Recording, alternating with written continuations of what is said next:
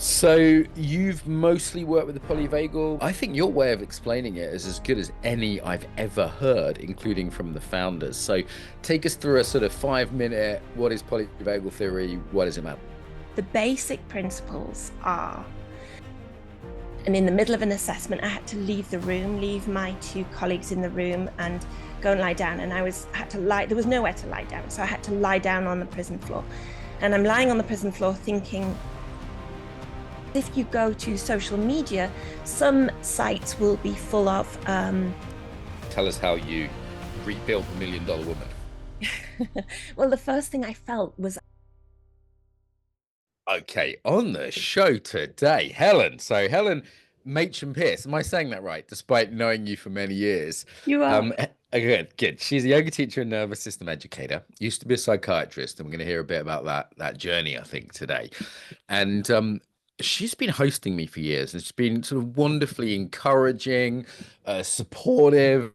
And I've always known she was a good yoga teacher. I've done her yoga nidra sessions, which me and my girlfriend love actually.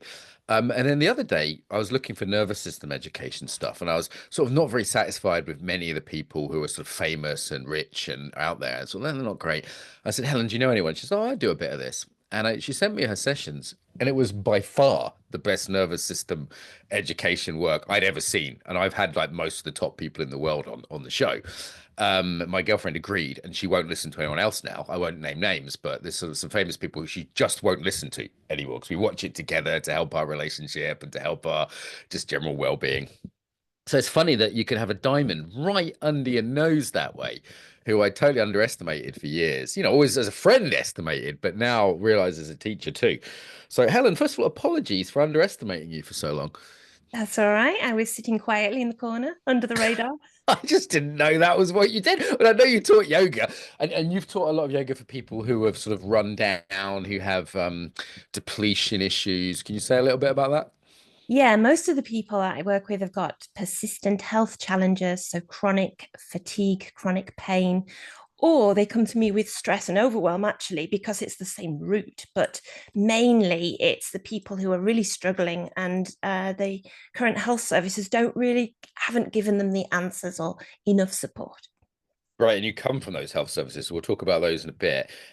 Why is fatigue such a thing now? It seems like everyone I know has chronic fatigue, has a friend with chronic fatigue, a mother or wife has had time off work from chronic fatigue. I mean, are people just being weak, or what? Why is this suddenly a thing? Um, it isn't actually as new as it sounds because Yeah. early in my medical days, I was a GP, did GP training for a while, and we had a thing called TATT, which was tired all the time.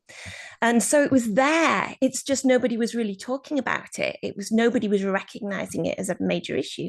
And I think now there is more awareness about people being overstrained, overstressed, more awareness of the nervous system, in fact, that is worn out and losing resilience. So, Yeah, and you've helped me a lot to develop my body of work on why people are so burnt out. I think we're a great team because you do the bed yoga on the sort of yin side of things, and I do the pull yourself together. I do the Jordan Peterson to your Gabor Mate, I think sometimes, the sort of yin to the yang. Um, so chronic fatigue can show up in like huge number of ways for people, right? And as you say, it seems like it's in the air. And I wonder if it's not just modernity grinding everyone down. well, yes and no. There's a difference between being chronically tired and fatigued and having a chronic fatigue syndrome or illness or ME or any of the autoimmune conditions that are associated with a persistent fatigue state, which so everybody can get periods of being chronically exhausted. Not everybody develops it to the degree that it's actually part of an illness. So, Right. So, for example, a couple of years ago, I had a work burnout. I was definitely sleeping more. I was definitely exhausted. I could do less in my day.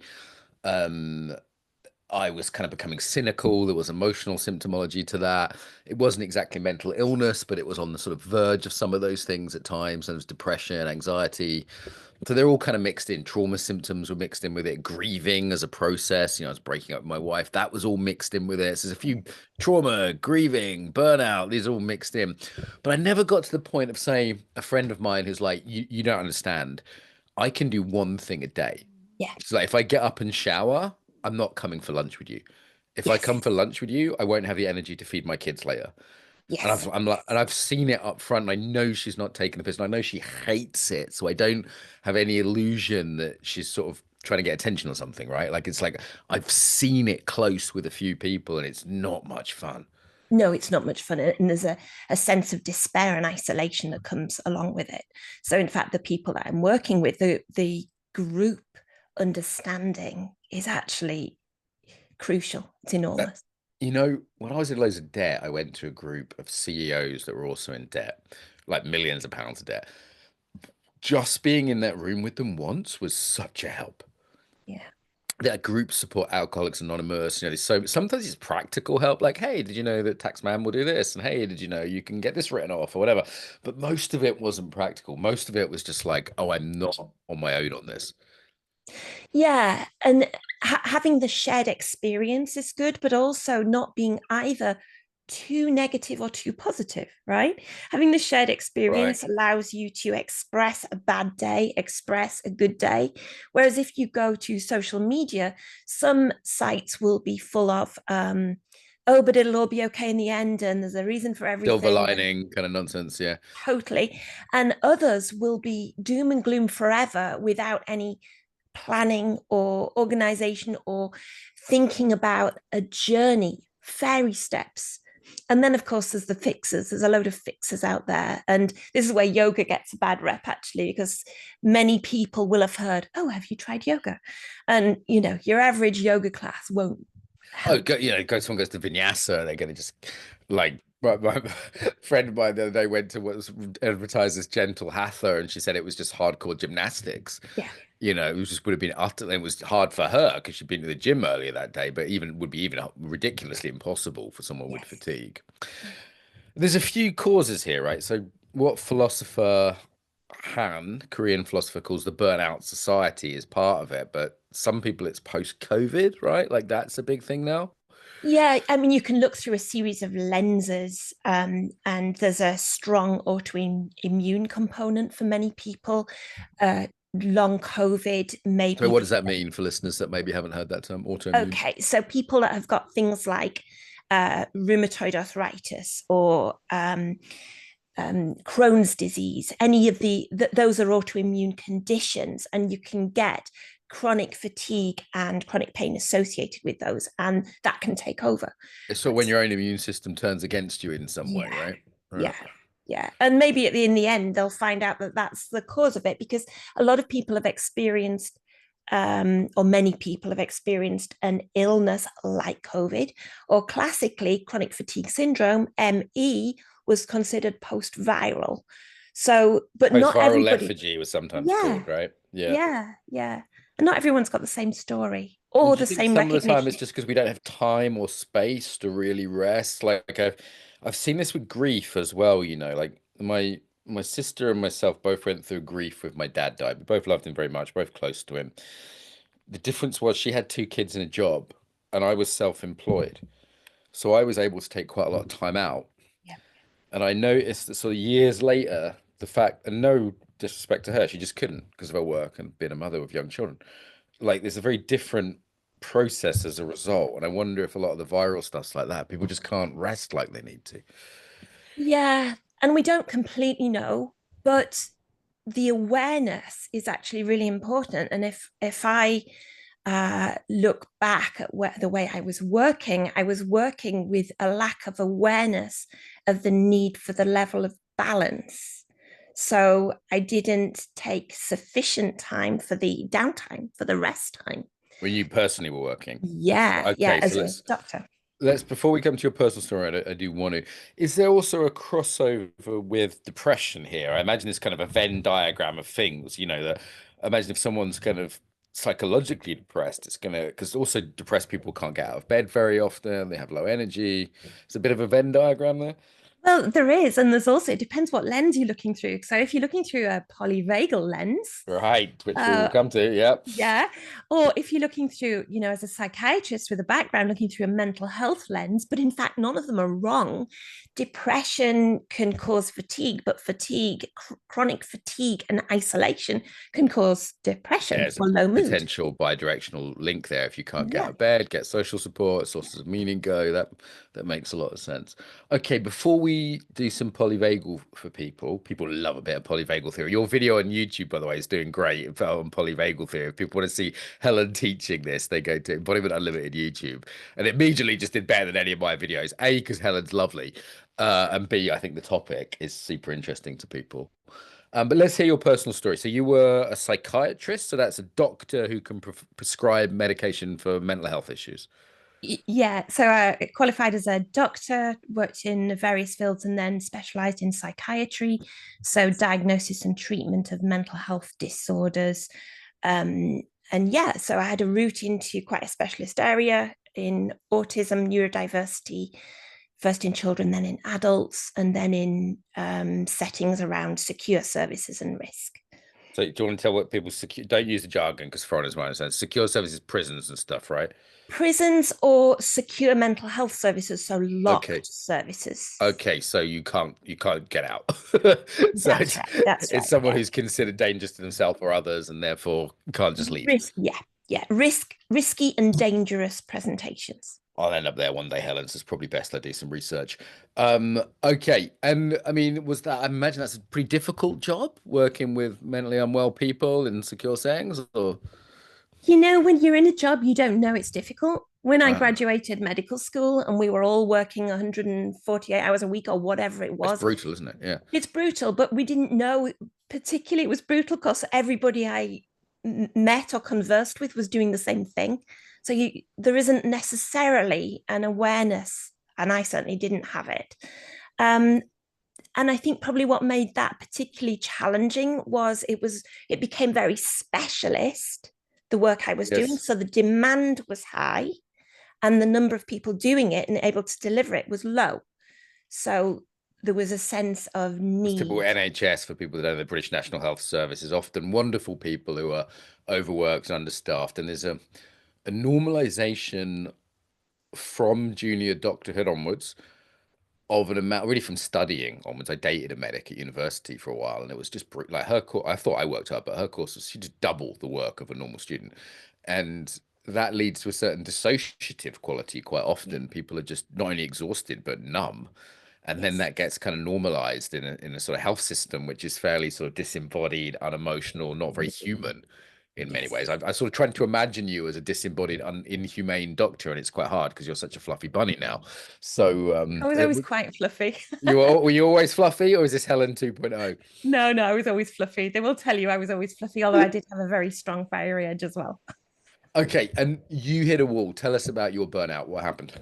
Okay, so I didn't really notice, and the big point that I didn't notice was the prison floor story.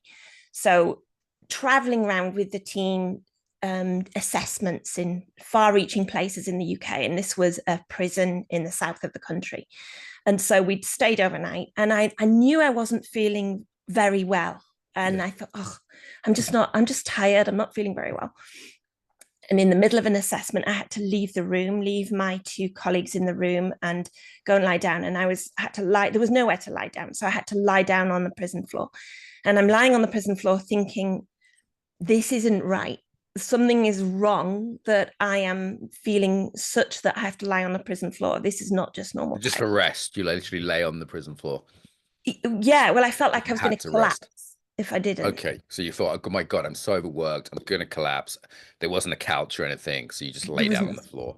Yeah. And I'm And I had imagining it's sort of cold, pneumonia uncomfortable. You had pneumonia. and I didn't know. I I think hadn't. pneumonia is one of those illnesses people get when they're very run down, kind of immune system wise, right? Yeah, yeah, but it's also, there are a lot of signs and symptoms. It's not usually not obvious to the person with pneumonia that they have got it. And I didn't recognize the signs and symptoms from my own body because I was so cut off from the signs and symptoms from my own Right. body. So this is before you did yoga. Yeah, I'd yogaed on and off since the age of Dabbled a bit. 16, but Yeah. not embodied. So you're, I remember during my burnout, I would occasionally like fall asleep on the floor in my house. And I remember Daria going, Mark, this isn't normal. You Yeah, know, I was so tired, I would literally just sit on the floor and then go to sleep on the floor. She'd have to wake me up and say, look, yeah, you know, you need to go to bed. And that a couple that happens a few times. I was like, okay, this isn't normal. Like yeah, normal people don't sleep on the floor because they're too exhausted to go upstairs. Like that's not a tired person. That's something else. yeah. That's right. So That's you right. had this moment of clarity. I mean, in AA we call it rock bottom. People hit a rock bottom. I feel like a lot of the people you're working with, I'm working with now, around well-being, around some of the human flourishing stuff. It's interesting because they've all got a slightly different story. For some of them, it was they're working in the City of London as a lawyer, you know, 70 hours a week, 8 hours a week, financial sector. And then, you know, they realized they hadn't eaten in 2 days, or there's some sort of wake up call. For some of them, it's something really big, like they have a heart attack. You know, I've had clients who've had heart attacks and then come to me for stress work. For others, it's just a seemingly small thing, but they go on some level, they've just had enough. That Yes, makes sense. They kind of yes, hit a yes, yes. wall. It could, but it's physical, it's emotional. It could be illness. It's often illness for people. I've had many guests on who have hit some kind of, you know, serious illness and then changed their lives. But for other people, I remember when I quit drinking, it was just I just had enough one day. I just Yeah, went, you know what? I don't want to keep waking up with hangovers. enough. Yeah. The truth is actually at that point I didn't even pay attention to it still. It took a Mm. second. It took a an onset of acute physical pain some weeks later and a spread of additional things that happened that like my body took me out. My body was Yeah. like, listen, When the body says no, as Gabor says, right? Like the yeah, body will just take you the fuck out if you don't listen to it. I always say to my clients, look, we can deal with this now, or you can come back in 6 months when you've got more health problems. Which would you yes, like? And exactly. sometimes they're like, I'll see you in 6 months. I'm like, okay, gotta go suffer more.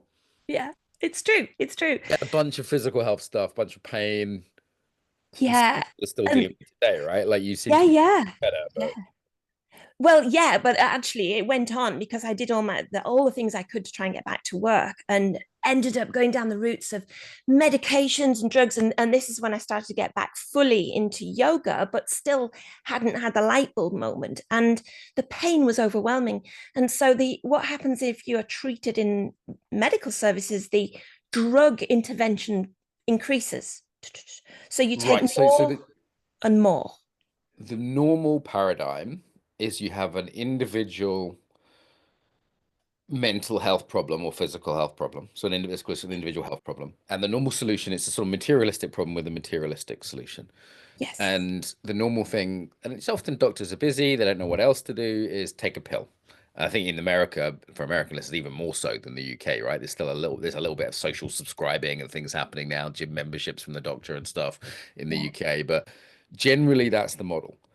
Whereas, in fact, I know what you've actually done for your health is holistic in the best sense, right? Like you go in nature a lot. You've got that kind of pagan side. You do the body scanning, the yoga nidra. You do the gentle yoga. Like you do your twirling. Right? You've got this whole smorgasbord of practices because it's the other thing that you'll come across is people say, Ashtanga yoga helped me. You should do Ashtanga yoga. Yeah. Or and very well meaning. It could be Vipassana yoga, Vipassana meditation helped me. You should do Vipassana, right?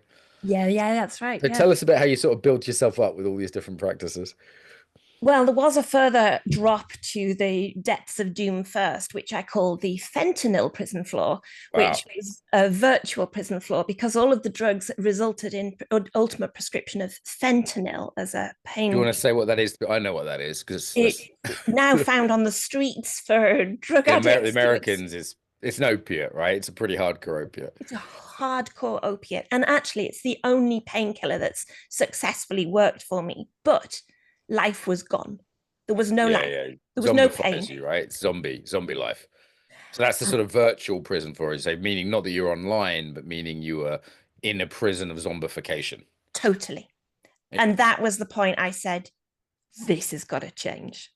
Okay, so you kind of had a couple of you had an almost rock bottom looking back, and then another rock bottom. It's often the way for people. They have a couple, yeah, yeah, and then they go, right, enough's enough. And when you did decide to change, what were the things you did? Like, tell us how you rebuilt the $1 million woman. Well, the first thing I felt was I wasn't moving. I noticed I just wasn't moving because once you're in a zombie land, you don't move. You can be still for hours. And I knew I was already I'd already sort of was training as in fact I'd already trained as a yoga teacher, but I wasn't applying it and I still wasn't using the embodiment from it. So I Right. realized I had to move. I had to be outside. I had to do more. I had to have more to want to do more. Okay, so we've got the movement part. If I map it with the tetrarchy Yeah. model you helped me develop, I think you were very inspirational for that. So the tetrarchy for the four reconnection, so body reconnection, not just Yeah. movement, but also embodiment, also the sort of felt Yes. movement, the eco connection, the eco regulation. I know a lot of your Instagram is you twirling in trees outside amongst leaves, looking like a big hippie. So that's that's part of it. What about the social side? The connection was crucial. And actually, when I started to share the teachings with other people and bringing yoga to other people, what we realized, because at first I was just live streaming, well, it lasted 2 weeks, and we realized they needed the social connection of the group, not Right. just my wonderful husband, who was already there as a strong co-regulator. He is very nice. We like Rick. He is very nice. He is. But the group needed other people. The group were isolated and stuck, and it's all very well saying get outside and meet people, but they couldn't. Yeah, And it takes they, energy to meet people, obviously a bit more introverted as well.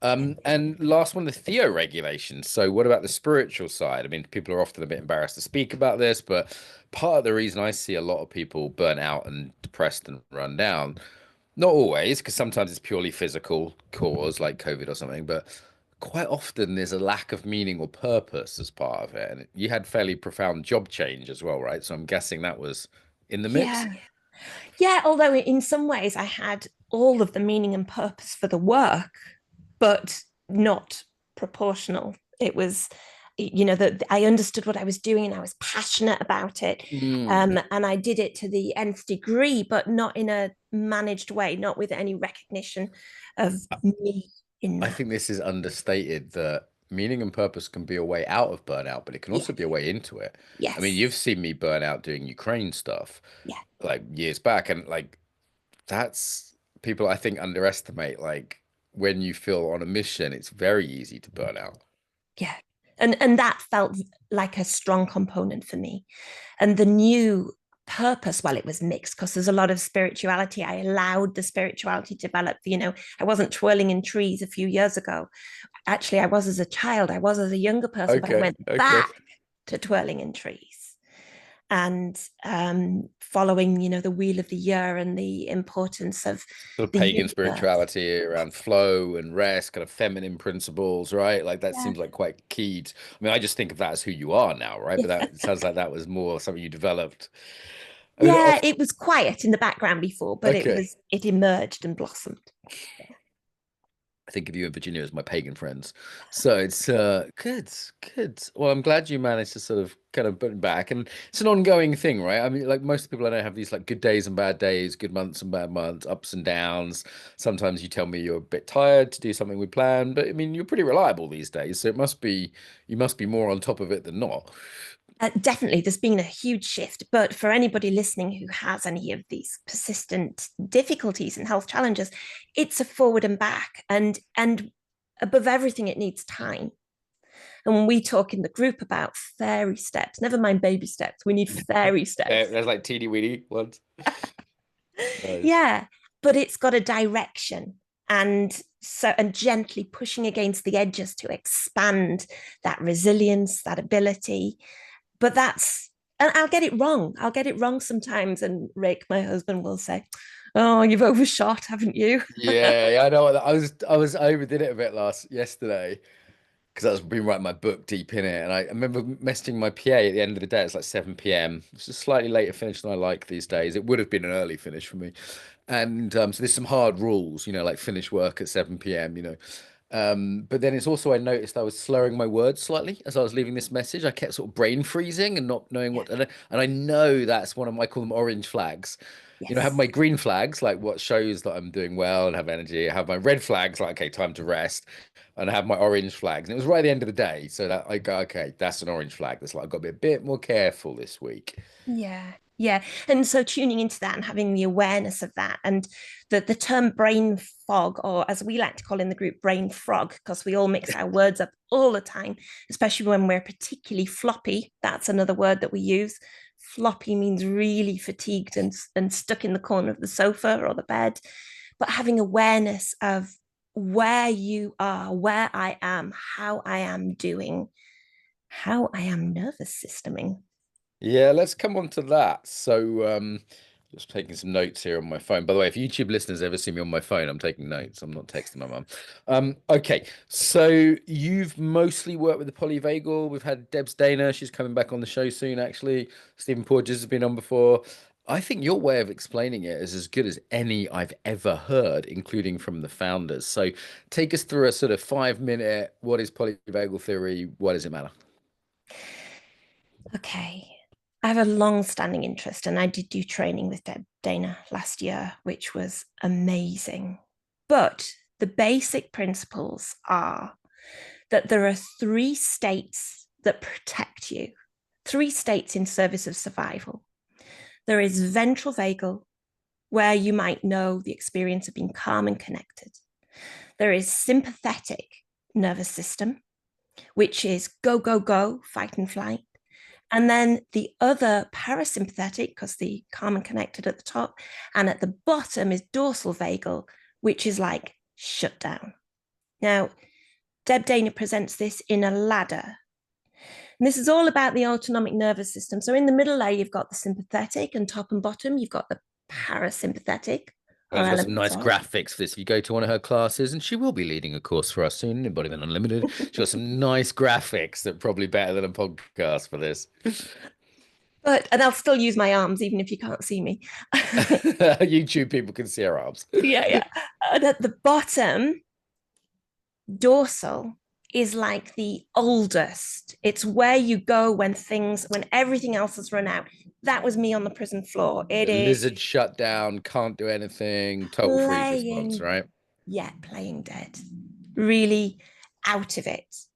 And the sympathetic people will know with it. It's fighting with the tiger. It's go, go, go, go, go. It's also where people get stuck when they are too busy, either with trauma or too busy working, go, go, go, go, go, go, go for years. Right. And it just becomes normal. Like the more I've been studying this stuff with you and with my girlfriend, various other teachers, we had a guy called Johnny on the podcast who was very good. And the more I've studied the last few months, and with the Ukraine team, we looked at this stuff years ago, so it's kind of like a few times around, but every time around it gets more familiar, deeper.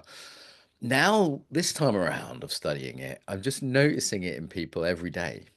Yeah, Like I'm noticing it in myself, and I'm about to have lunch, and I'm not really in rest and digest mode. I'm still rushing. I'll do a couple of VU breaths or whatever. I'll sit for a minute.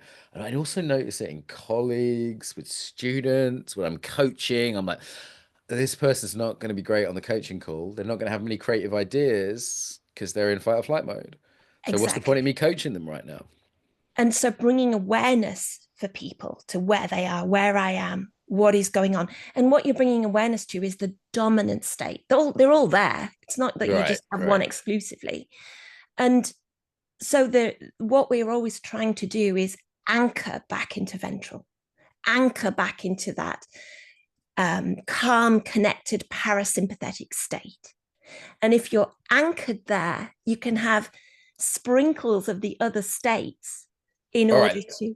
Hang on a minute. We'll talk about the other states in a minute. I want to talk about the sprinkling. I'm just going to interrupt because I want to hold a minute. So ventral vagal, it's the sort of newer relaxation system.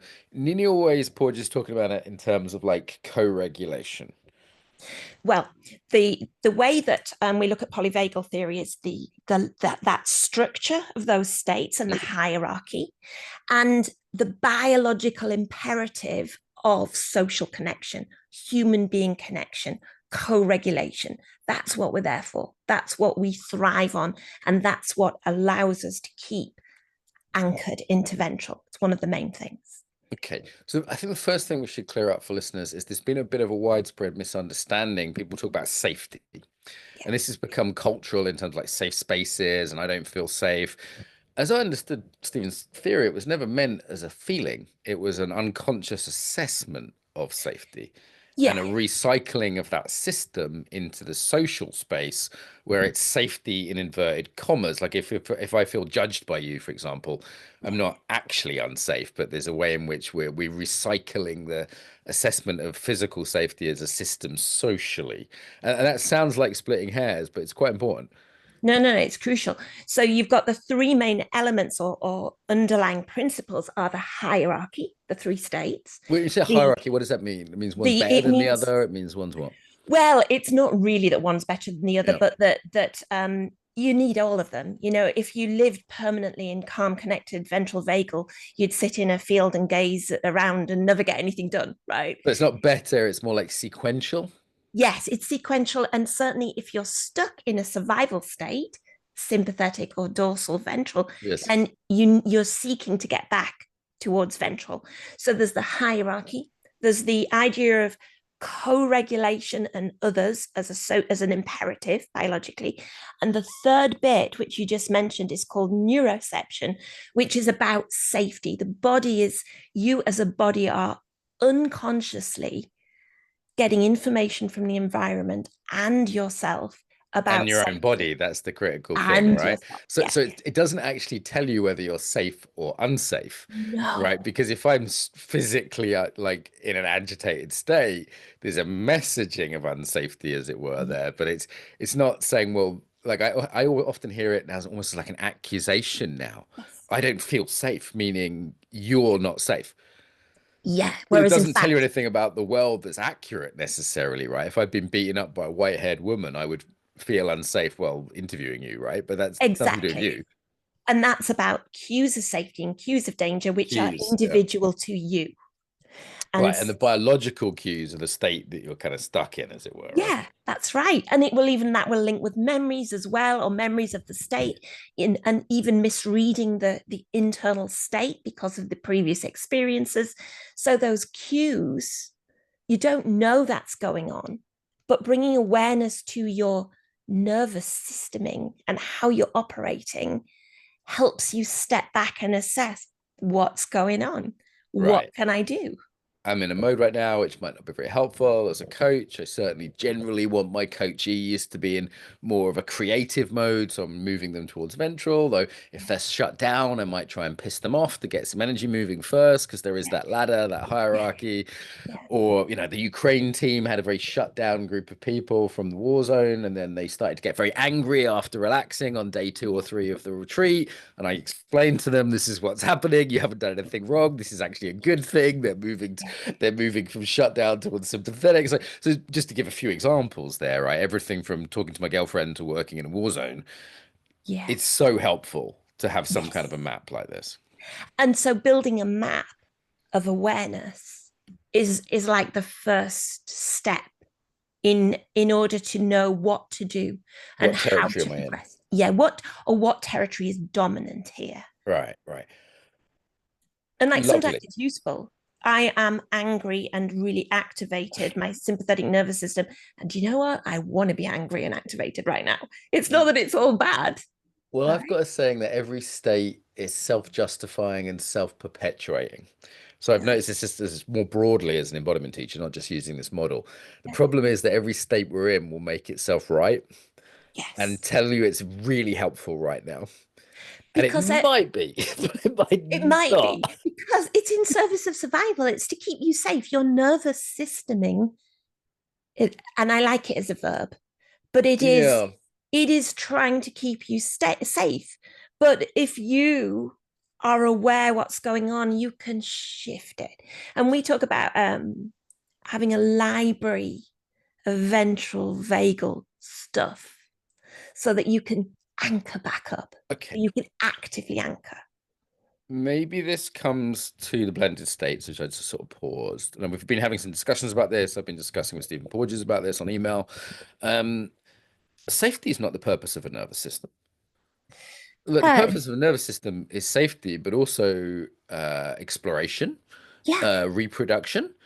We just look at it biologically. If a nervous system only kept you safe, I mean, it would probably just freeze you the whole time, right?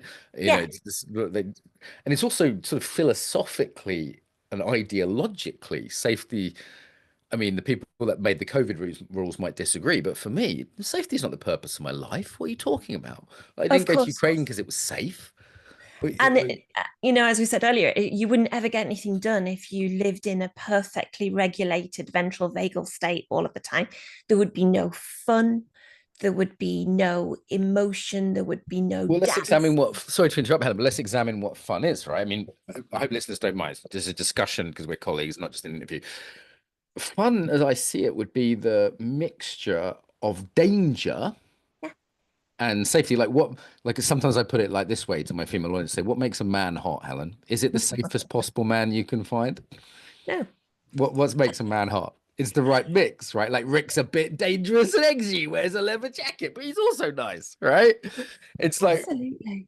Yeah. with play with kids, to use a non-erotic example, if you're with kids, if the game doesn't have a degree of risk in it, it's boring. Even the very basics of coming to tickle or peekaboo, you Right, know, right, right. These are threat and but yeah, also the threat is matched to the skill level. So this is sort of a definition of a flow state.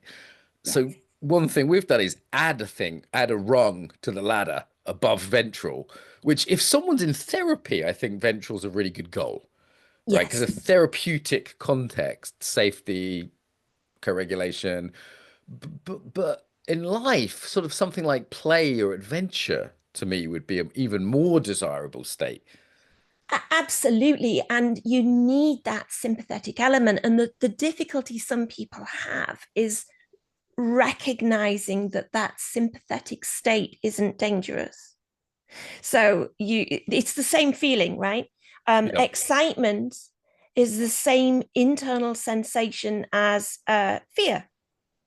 So Christmas presents on Christmas Day, right? Or Yule, if you're a pagan, or a little bit, a noise outside in the garden. They both bring an alert to the system, but your reading of your cues of safety and danger give you the interpretation of whether that's a good feeling or not. Okay, so this is a particular theory of nervous systems and emotions. What's the author's name? She's done a famous TED talk. She's got kind of a posh name.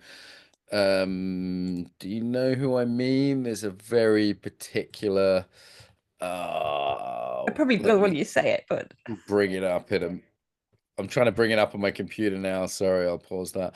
Yeah, this is a very particular sort of famous woman TED talk who's a has this theory. I don't entirely agree. She'll say, for example, that excitement and fear are the same physiological sensation.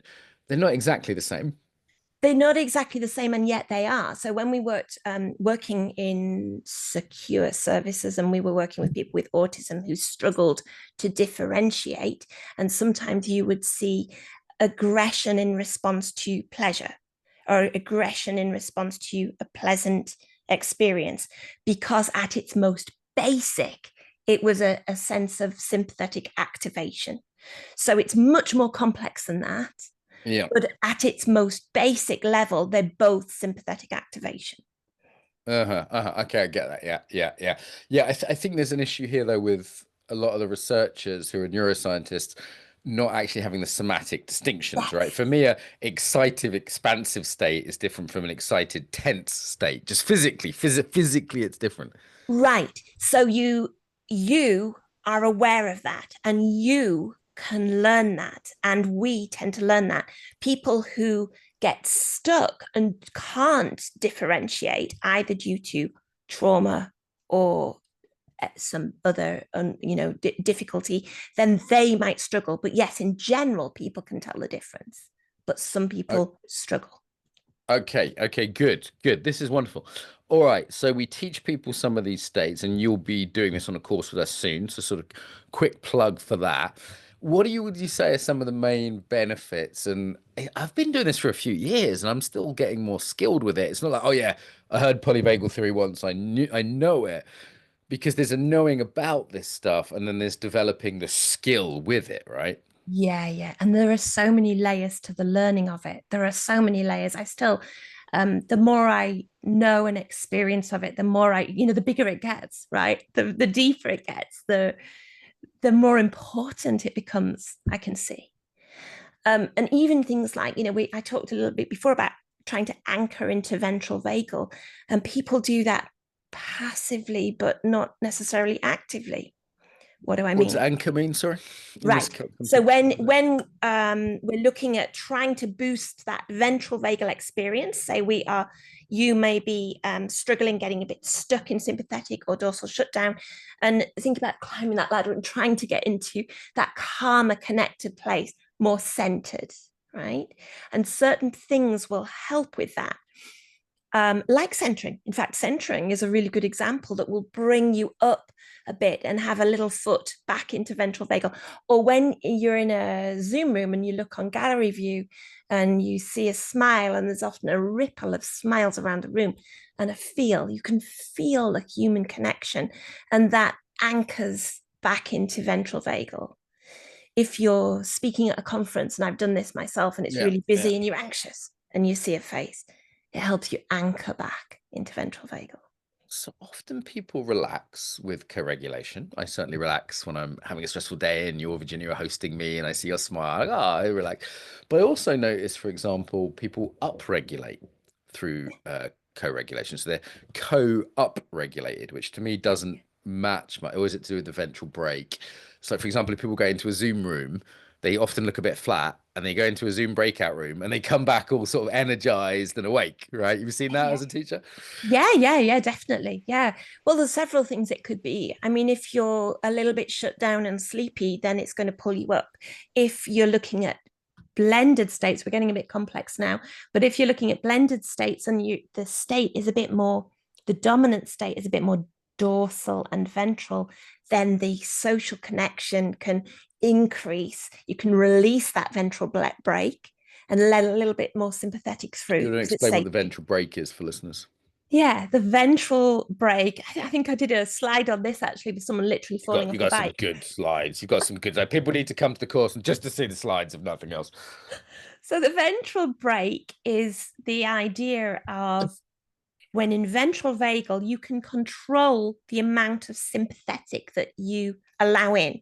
And so Dana will talk about either cycle brakes on a bike, or of a turning of a dimmer switch up and down. And I quite like the bike one because it's like if you're going down a hill, and to allow the sympathetic to come into your system, you release the brakes so you go faster. So Right, right, allow right. that activation to increase. I mean, there's a danger there, isn't there? I mean, yeah, people can get hysterical. Oh my God, that kind of social hysteria you'll see when teenage girls meet each other who haven't seen each other for a week or something. That's the sort of social, like, yeah. But it's the idea that you actually can modulate that once you are learning to tune in that finely to your own nervous system, so That that makes you sense. And the fine tuning in, like, I'm getting better at noticing when I'm just a little bit in sympathetic and it's slightly annoying my partner, or I'm slightly gonna burn myself out. I go, this is gonna be really tiring if I keep working like this. Because yeah, I know sympathetic isn't sustainable as a way to work all day long, no, all year long for some people. And there's a fine tuning, like, there was just a little bit of irritation in my voice then as a yeah, coach. That's not very helpful as a coach if I'm irate with my coachee who's doing their it's not. best. Or I'm a little bit shut down. I might want to go for a walk before this podcast. That's something I did just now. Actually, I was quite tired. I had to get up very early because my partner was getting on a plane this morning, so I was up very early, and I just noticed I was a bit flat. So I said, "Oh, give me 5 minutes, Helen," and I went for a quick walk and kind of upregulated. So and it wasn't much. Like, listeners might not have even been consciously aware of it, the difference, but I Yeah, noticed the difference. yes, yeah, and you also know what you can do to make that shift, Right, even if right. so you're not thinking, oh, I need to alter my nervous system, but you Yeah. know Do a that line of coke, Helen. Well, don't do that. having having the walk will lift, Yeah, a having little bit the of sunshine, yeah, nice day, just literally 5 minutes around the block. I was good to yeah, go. For other, Yeah. it might be a centering exercise another day, breath exercise. And I guess Or this is mo- where it links in with the yoga, right? You've got those, because people could be nervous system aware, but not really have any tools. Like, whereas you're fairly tooled up. yeah, yeah. And they can be nervous system aware, not put the tools into practice actively. So they might do it, but not think, oh, this is, you're building awareness. Oh, interesting. This builds a bit of activation. This allows a little bit of softening, a bit of dampening. And so developing that interoception in yoga, that Yeah. awareness of how you are on the inside and what's happening as you move, as you practice, allows you to build a repertoire of things that you can do when you're choosing to shift your nervous system. Nice, nice. So maybe just as we move towards wrap up, let's talk about gender in this. So I'm noticing my partner and I and other partners have sort of calmed each other down a lot. There seems to be a sort of regulatory quality to men and women. When I've seen groups of men without women, they get very aggressive. When I see groups of women without men, obviously I'm not party to that, but they seem to also have sort of nervous system dysregulation. It's almost like we need each other, almost like nature didn't make a mistake. And Yeah, sometimes that's couples, sometimes it's in more professional mode. Like I see Steve and Leela who work with the company, they regulate each other. Like Steve was off on paternity leave and Leela was dysregulated. yeah, You regulate me when I'm teaching, like Alina regulates me. There's an emotional labor, to use the feminist term, but often I see it going in both directions. Like I yeah, upregulate my partner, she downregulates me. There's a yeah. sort of balancing in that somehow. And any thoughts on sort of gender-based regulation? I think feminine qualities and masculine qualities, you'll see that. So you'll see it very obviously in some very gender specific groups, but at other times you'll see it in that it doesn't seem to be gender related, but feminine qualities or masculine qualities in people, so that you still get the balance without Sure. necessarily being So gender gender, it specific. is gender related, or I wouldn't have those Yeah, names, but it's not gender, let's say strict. yeah, absolutely. Yeah. And you're right, and group behavior, as you know from psychology and background, groups of men do behave very differently. Groups of men together behave differently. Groups of women out and about behave. You'll see it if you the big market in Newcastle. If anybody's ever been to the big Oh market in Newcastle, God! Anyone goes to bumps? I bumped into a hen do in Newcastle once. Fucking hell, that was dysregulatory. so it Mm. depends, and it depends on the environment. Groups of women meditating or joining in a grounded or embodied yoga practice behave very differently.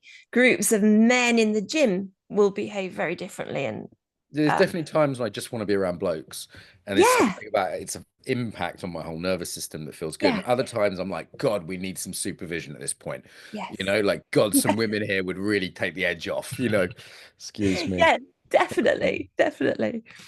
And Yeah, my husband taught us about this in the fire brigade early on when he was in the fire brigade. It was all at one point, it was all men in the fire brigade, and the right.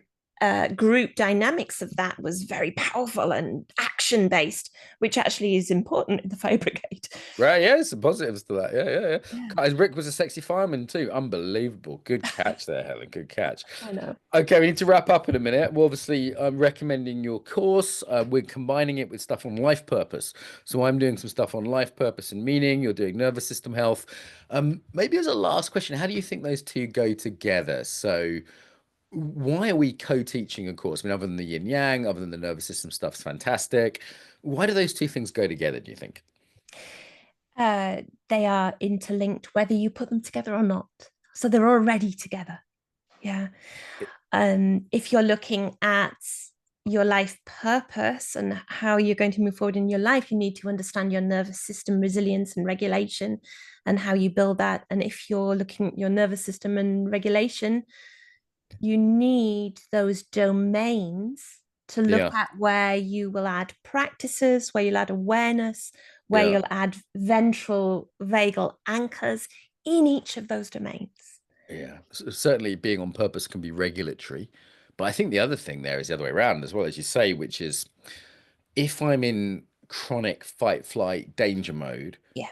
I'm not tuning into the muse to be a bit poetic. I'm not tuning into some deeper calling. I'm just trying to survive. And Yeah, I'm gonna miss the messaging of, yeah, hey, life's actually an adventure and an opportunity and a way yeah, to contribute because I'm just gonna be in survival mode. totally. And that's how I was working. In fact, that's what I was doing.